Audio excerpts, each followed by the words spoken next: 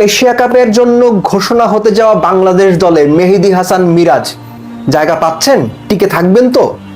নাইম শেখ বাদ পড়বে, এটা নিয়ে আপনি মোটামুটি নিশ্চিত? নাইমের রিপ্লেসমেন্ট কে?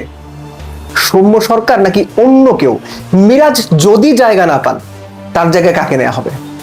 আপনাকে একটা চয়েস দেই, তানজিম সাকিব এবং সাইফুদ্দিন, এই দুজনের একজনকে পিক করতে হলে আপনি কাকে পিক করবেন? এশিয়া কাপের দল প্রায় চূড়ান্ত হয়ে গেছে, নির্বাচকরা চূড়ান্ত করে ফেলেছেন এবং শুক্র শনিবার দলটা ঘোষণা করা হতে পারে। নর্মালি প্রেস কনফারেন্স করেও হতে পারে, আবার প্রেস রিলিজ দিয়েও হতে পারে, কিভাবে হবে জানি না, কিন্তু দল মোটামুটি সেটেল। যে জায়গা নিয়ে সবচেয়ে বেশি আলোচনা, নাইম শেখ এবং মেহেদী হাসান মিরাজ, এই দুজনকে এশিয়া কাপের দলে অ্যাকোমোডেট করা হবে কিনা। এবং আপনি মোটামুটি নিশ্চিত থাকেন যে নেদারল্যান্ডসের বিপক্ষে এশিয়া কাপের স্কোয়াডটাই মোটামুটি খেলবে, কেননা নেদারল্যান্ডস সিরিজে যদি এশিয়া কাপের স্কোয়াডটা না খেলে, তাহলে তো আপনার এশিয়া কাপের প্লেয়ারদের প্রস্তুতিটাই ঠিক মতো হলো না। ফার্স্ট, নাইম শেখ। প্রথমত হচ্ছে নাইম শেখ যে পরিমাণ সুযোগ পেয়েছেন সেটা মোটেও যথেষ্ট সুযোগ না। আবার বলছি আমি, নাইম শেখ যে পরিমাণ সুযোগ পেয়েছেন সেটা মোটেও যথেষ্ট সুযোগ না, যথেষ্টর কাছাকাছিও না। কিন্তু সমস্যাটা অন্য জায়গায়। সমস্যাটা হচ্ছে নাইম শেখ সামান্য বা কম সুযোগেও এতটাই বাজে ব্যাট করেছেন যে তার উপর ভরসা রাখতে গিয়ে নির্বাচকদের 10 বার ভাবতে হচ্ছে, 2-3 বার না। সো ওই জায়গাতে প্রপার রিপ্লেসমেন্টটা কে হতে পারে, এটা নিয়েও নির্বাচকদের মধ্যে বেশ একটা চিন্তা ভাবনা ছিল। এবং সেখানে যতটুকু জানা যায়, বিশ্বকাপ মানেই সৌম্য সরকার, আবারও সৌম্য সরকারের উপরেই হয়তো আস্থা রাখতে যাচ্ছেন বাংলাদেশের নির্বাচক কমিটি কিংবা ক্রিকেট অপারেশনস। সৌম্যর এক্সপিরিয়েন্স, তার অ্যাবিলিটি সবকিছু মিলে, এবং সবশেষ 6-7টা যদি আমরা টি-20 হিসেব করি, তার মধ্যে সৌম্যর দুটো 40+ ইনিংস রয়েছে। ইনজুরির কারণে বাদ পড়েছিলেন।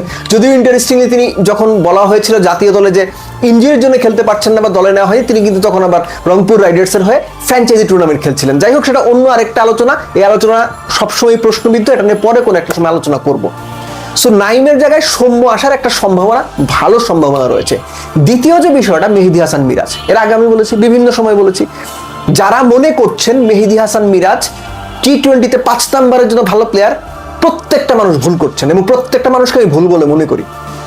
মেহেদী হাসান মিরাজ টি-20-র জন্য ইউটিলিটি প্লেয়ার এখনো পর্যন্ত নিজেকে প্রুভ করতে পারেন নাই। আমি আগেও বলেছি, এই কথা সবসময় বলবো। ওয়ানডে টেস্টের মিরাজ যতটাই দুর্দান্ত, যতটাই জাতীয় দলের জন্য প্রয়োজনীয়, যতটাই জাতীয় দলের জন্য একদম ইরিপ্লেসেবল, টি-20-র মেহেদী হাসান মিরাজ ঠিক ততটাই দুর্বল। সো মেহেদী হাসান মিরাজ এই মুহূর্তে তিনি ছুটি নিয়েছেন তার পারিবারিক কারণে, এবং তিনি এশিয়া কাপের দলে থাকবেন এই সম্ভাবনাটা 50-50, কিছু ক্ষেত্রে 60-40, 60 না থাকার পক্ষে।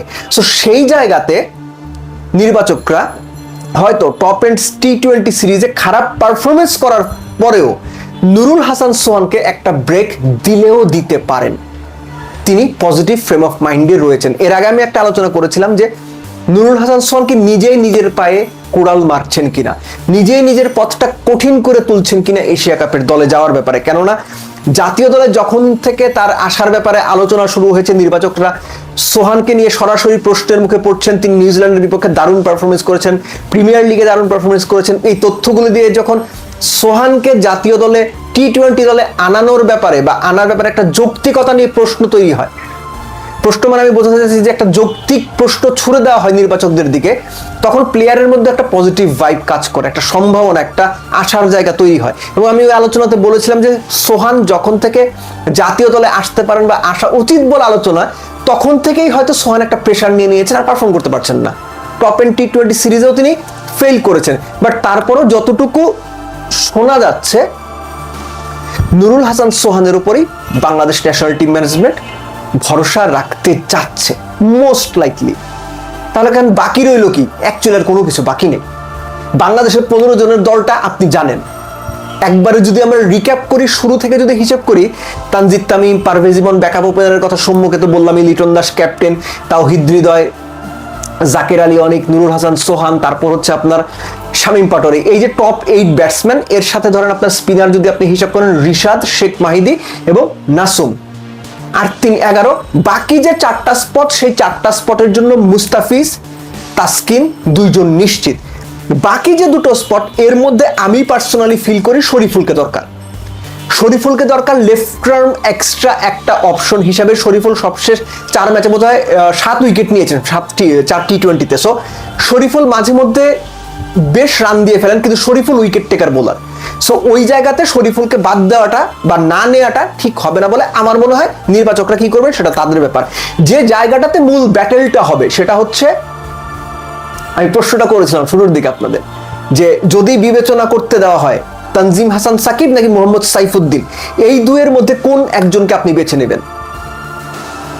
সো ওই জায়গাটা, ওই ইকুয়েশনটা নির্বাচকদের ভাবাচ্ছে বা নির্বাচকদের ওই জায়গাতে একটা দ্বিধার জায়গা রয়েছে। কেননা তানজিম সাকিব ব্যাটিংটা বেশ ভালো করেন, 8-9 নম্বরে যে ধরনের ব্যাটিং করা দরকার তিনি সেটা ভালো করেন। কিছু ক্ষেত্রে সাইফুদ্দিনের চাইতে তিনি বেটার ব্যাট করেন।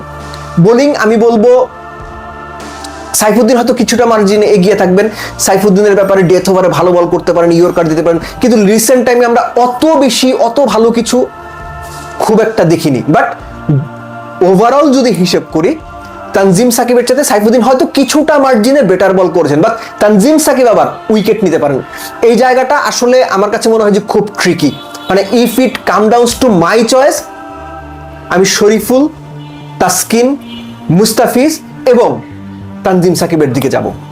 নির্বাচক তো হয়তো সাইফুদ্দিনকে বেছে নিতে পারেন, that will also B a good choice, কিন্তু আমি তানজিম সাকিবের দিকে যাব। কেননা Bangladesh team is such a team, 8 নম্বরে গিয়েও ব্যাটিং এর একটা কথা চিন্তা করতে হয় যে আমার 8 নম্বর ব্যাটসম্যানটা যদি 10টা রান করে দিতে পারে, 10 বলে 20 রান দরকার, যদি 2টো 6 মেরে দিতে পারে, ওই হিসাবটা শুধু বাংলাদেশ না আধুনিক যুগের ক্রিকেটেই খুব ইম্পর্টেন্ট। সো ওই জায়গা থেকে এই হচ্ছে মোটামুটি এশিয়া কাপের দল নিয়ে যে পজিটিভ আলোচনাটা ক্রিকেট বোর্ডে আছে, বা দলের যারা আসবেন তাদের নিয়ে আলোচনা হচ্ছে এই 15 জন। তো শেষ মুহূর্তে যদি কোনো বদল হয় সেটা তো হতেই পারে।